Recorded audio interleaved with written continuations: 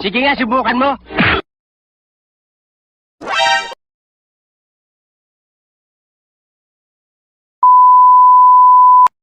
At ayan nga mga kaputik, dahil nga sa may kabubukas lang dito na gasolinahan sa Barangay Bibiklat sa kanto, Purok 6. Andito nga tayo para kuhanan. Pagka ganyang kabubukas nga niya, sigurado may papromo yan. Kaya naman hahanapin na natin may-ari para makahingi tayo ng stub. Bali siya nga pala yung may-ari, si Boss Ian. Eto nga, binigyan niya na ako ng stub. Saka si Boss Bricks. Ay!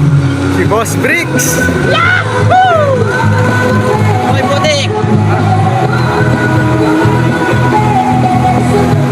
At syempre, dahil nga sa may stub na tayo, eto nga, magpapagasolina na tayo. Pagkayari ko maggasolina, eto nga, dumiretso na agad ako sa palengke. Nag-iisip nga ako kung ano yung aking lulutuin. Dahil nga sa may hangover, nakita ko na naman to, kaya naman napabili na naman ako ng laman loob. Bumili nga lang ako ng 1 kilo niyan, gagawin natin papait. Pagka nga may hangover, siguradong mawawala pagka nagluto ka ng papait.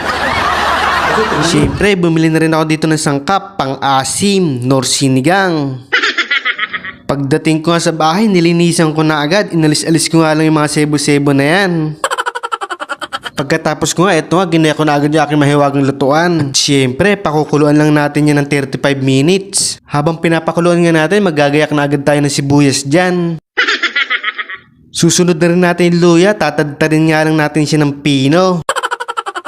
Sunod na rin natin yung bawang, ganun lang din ang gagawin natin, tatadtarin natin siya ng pino para malasa. Pagkayari kong hiwain yung sangkap, eto nga, isusunod na rin natin yung laman loob. Bali, hiwain nga lang natin siya ng saktong hiwa lang. Yung hindi ganong malalaki. Pass muna tayo sa malinis. Nung mahiwa ko nga lahat, kinuha ko nga lang yung pinakataba niya. Yan kasi gagawin nating mantika. Bali, gigisahin natin sa sarili niyang mantika.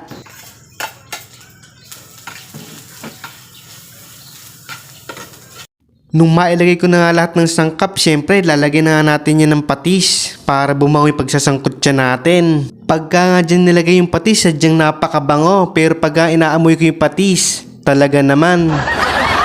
Nung pagkayari ko magsangkot yan, nilagay ko na agad yung laman loob. Syempre, kailangan din natin imekos-mekos yan.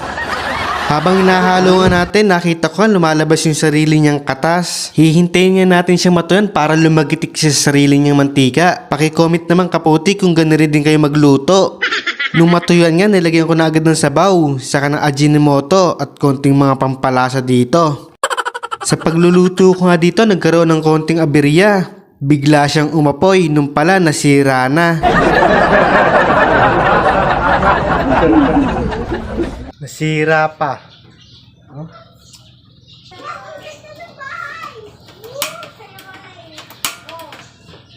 Kaya nga sa loob ko na lang siya niluto. Eto nga, tapos ko na siyang pakuluan ng 25 minutes. Kaya nga sigurado, dito pa lang, tanggal na ang over ko. Laman pa lang, ulam na. Kaya syempre, hindi naman natin siya pwedeng hindi lagyan nito. Pampagana, daig pa robash. Bali, lalagyan lang natin siya ng 2 tilad. Ingat kaputik. Baka kasi mamaya pag ihi mo, hindi lang ikaw ang mag-iinit dyan. Sigurado nga hanap na naman ng takyaran yan. Kaya ito na ang pinakihintay mga kaputik. First bite. Thank you Lord. Sigurado nga dyan pag nauubos mo yan, tanggal naman ang over mo dyan. At syempre hindi mawawala ang rice. Kahit bahaw, sigurado yan, napakamatik niya sa tiyan.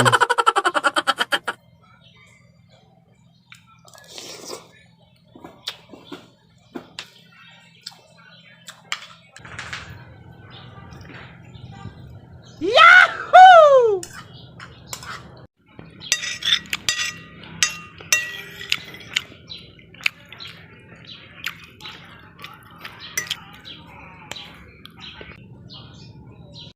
Kaya mga kaputik, hanggang dito na lang. Hanggang sa muli. Thank you for watching. God bless.